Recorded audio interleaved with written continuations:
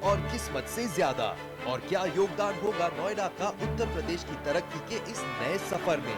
Supertech presents CNBC आवाज Uttar Pradesh rising in association with Dainik Jagran. Uttar Pradesh rising development summit Noida, सिर्फ CNBC आवाज पर। Presented by Supertech, yours for life. In association with Dainik Jagran.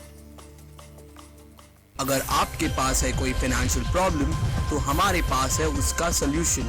Mahi shares and stock brokers private limited. हम बनाते हैं आपका कल बेहतर। वही खानदानी स्वाद नए होलोग्राफिक पाउच में। पान बहार, द हेरिटेज पान मसाला, इससे बेहतर और कहां।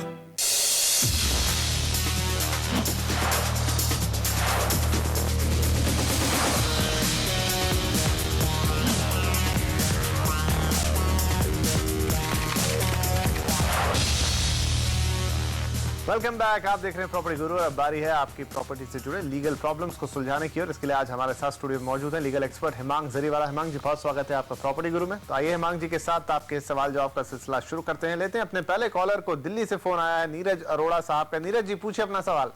नमस्कार सर। नमस्कार सर, मेरा एक फ्लैट है द्वारका के अंदर, तो उसको मैं लीगल वे के अंदर किराए पे चढ़ाना चाहता हूँ। एक्चुअली क्या है, हम पहले भी इस चीज के जले हुए हैं, तो थोड़ा सा डर ज्यादा लग रहा है हमें।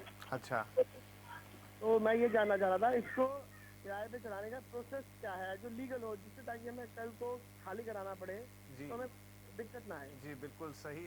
समझ गए हम आपकी बात कि किस तरीके से आप पूरा डॉक्यूमेंटेशन करने के बाद अपने फ्लैट को किराए पे दे सकते हैं। बनिस्बत की आपसी बातचीत के जरिए क्या इनके लिए सलाह होगी सर? बेसिकली नीरज जी को दिल्ली में यानी Delhi rent control act applicable रहता है। उसके अंदर लीव एंड लाइसेंस जो भी है, तो ही एज अ लाइसेंसर, और वो जिनको देना चाहते हैं वो लाइसेंस ही रहेगा।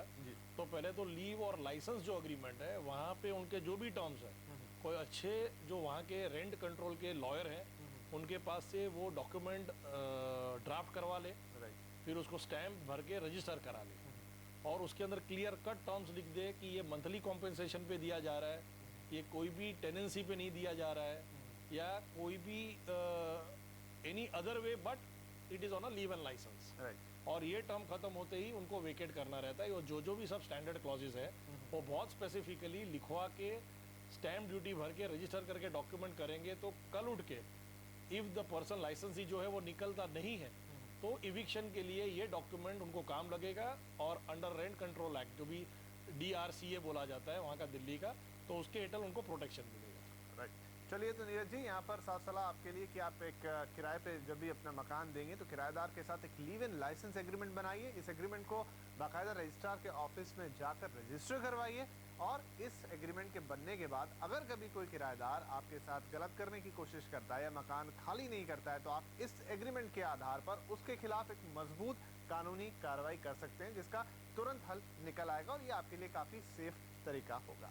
आगे बढ़ते हैं। अब एक ईमेल हम लेंगे, ये भी दिल्ली से आया है। कपिल शर्मा जी ने भेजा है, पूछना चाहते हैं कि 2005 में फरीदाबाद में उन्होंने एक फ्लैट बुक किया था, पोजीशन 2008 में मिलना था, लेकिन बिल्डर ने प्रोजेक्ट रद्द ही कर दिया। 7% ब्याज से वो पैसे लौटा रहा है, लेकिन उन्हें इसी एरिया में चल रहे बिल्डर के दूसरे प्रोजेक्ट में पुराने दाम से घर चाहिए, तो बिल्डर अब उसके लिए मना कर रहा है। क्या ये संभव है कि वो ऐसा इस तरह की चीज़ मांग सकते हैं, इस तरह का दावा कर सकते हैं? जी कपिल जी, बिल्कुल मांग सकते हैं, क्योंकि बिल्डर ने बेसिकली जो बताया है उसके लिए उन्होंने पैसा लिया गया है, और अभी 60% से पैसा वापस करना। जी कपिल जी ने कुछ लोन पे तो पैसा दिया नहीं था, ही वाज शोन समथिंग, और आज बिल्डर मुकर रहा है। तो कंज्यूमर प्रोटेक्शन एक्ट हेठल में जाके कंज्यूमर कंप्लेंट डाले, और जो भी उन्होंने आगे की स्कीम जो है जहाँ पे उन्होंने पैसा लिया है वहाँ पे सेक्शन 13(3)(b का इंजंक्शन ले लेवे वो प्लॉट पे, और उसमें ये भी प्रेयर दे कि आइदर वो वहाँ पे कंस्ट्रक्ट करके मुझे जो दिखाया गया है वो दे, या उसकी ऑल्टरनेटिव जो भी है वो दिया जाए। तो ऐसे कंज्यूमर प्रोटेक्शन एक्ट हेठल में ऐसे कंज्यूमर फोरम्स को पावर है, और ऐसे जजमेंट्स आए भी हैं जहाँ पे इस टाइप की जो बिल्डर एडवांटेज लेते हैं इनोसेंट परचेजर्स का, तो अभी ये जजमेंट्स आए हैं कि उनको alternate accommodation at the same value दिया जाए। राइट। तो ये आपके लिए बहुत ही अच्छी बात है कि आप जैसा चाहते हैं कि उसी इलाके में बिल्डर एक और प्रोजेक्ट बना रहा है, आपका प्रोजेक्ट तो नहीं बनाया लेकिन दूसरा बना रहा है, वहाँ आप बिल्कुल कंज्यूमर प्रोटेक्शन एक्ट के तहत मांग कर सकते हैं कि कोई बात नहीं, आपका प्रोजेक्ट नहीं बना है, लेकिन आप उस प्रोजेक्ट में उस कीमत का घर लेना चाहते हैं और वो आपको दिया जाए। आगे बढ़ते हैं, हमारे अगले कॉलर एक बार फिर दिल्ली से, राजधानी दिल्ली से आज काफी लोग हैं। अनिल कौशल साहब का फोन है। अनिल जी पूछिए अपना सवाल।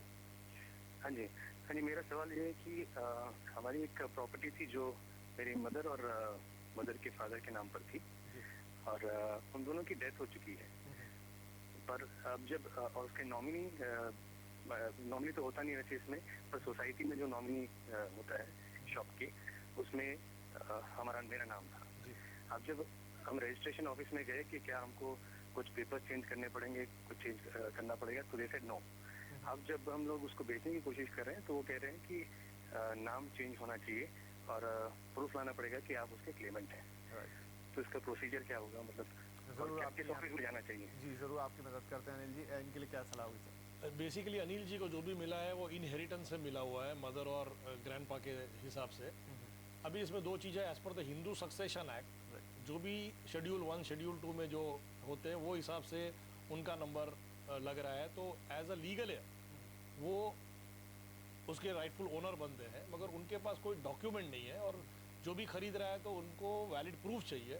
तो उनको क्या करना चाहिए, बेसिकली हाई कोर्ट में जाके या वहाँ के जो भी डिस्ट्रिक्ट कोर्ट है वहाँ पे लेटर ऑफ एडमिनिस्ट्रेशन की एक अर्जी डाल के उनको ये जो बात है कि ये इनहेरिटेंस ये हिसाब से आया है, कोई भी ऑब्जेक्शन नहीं होगा, तो जो भी डिस्ट्रिक्ट कोर्ट है या हाई कोर्ट है वो उनको लेटर ऑफ एडमिनिस्ट्रेशन दे देगा to administer the property of the disease.